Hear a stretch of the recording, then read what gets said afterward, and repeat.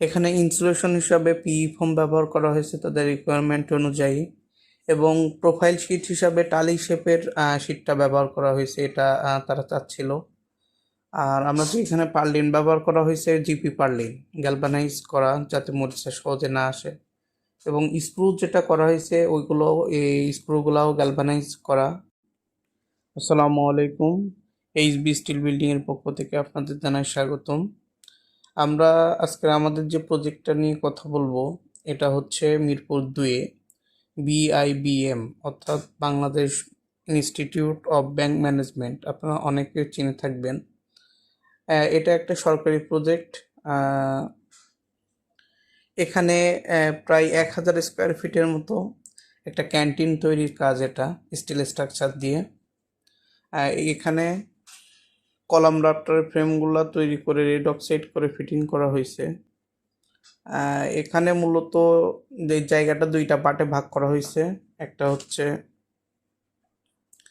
এখানে ইনসুলেশন হিসাবে পিই ফোম ব্যবহার করা হয়েছে তাদের রিকোয়ারমেন্ট অনুযায়ী, এবং প্রোফাইল শিট হিসাবে টালি শেপের শিটটা ব্যবহার করা হয়েছে, এটা তারা চাচ্ছিল। আর আমরা যে এখানে পার্লিন ব্যবহার করা হয়েছে জিপি পার্লিন, গ্যালভানাইজ করা যাতে মরিচা সহজে না আসে, এবং স্ক্রু যেটা করা হয়েছে ওইগুলো, এই স্ক্রুগুলাও গ্যালভানাইজ করা। আপনারা একটা জিনিস খুব খেয়াল রাখবেন, আপনাদের স্ট্রাকচারে স্ক্রু জিনিসটা ছোট হইলেও এটা খুব ইম্পর্টেন্ট একটা বিষয়। গ্যালভানাইজিং ছাড়া যে স্ক্রুগুলো ব্যবহার করা হয় বিভিন্ন কোম্পানিগুলো সচরাচর অল্প কিছু লাভের আশায় করে, ওই স্ক্রুগুলো ব্যবহার করলে ওর গোড়া দিয়ে প্রোফাইল শিটে সহজে মরিচা পড়ে যায়, ফলে ওখান থেকে প্রোফাইল শিটটা নষ্ট হওয়া শুরু করে। আমাদের এখানে এখানে বিভিন্ন সময়ে ভিডিও, এই স্ট্রাকচারটা দুইটা পার্টে ভাগ করা হয়েছে, একটা হচ্ছে তাদের বসার জায়গা আর অন্যটা হচ্ছে কিচেন পার্ট। কিচেন পার্টে হচ্ছে রান্না বান্না প্লাস হচ্ছে কাটিং সেকশন, এখানে আবার একটা ছোট ডিভাইড করা আছে। আমি ওখানে কয়েকবার সাইট ভিজিট করছি, কারণ স্ট্রাকচারাল ডিজাইনটা আমার হাতেই করা।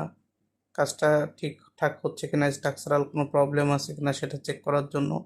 এবং এখানে কিচেন পার্টে আবার দুইটা পার্ট করা আছে, একটা হচ্ছে কাটিং সেকশন, অন্যটা হচ্ছে রান্না করার জায়গা।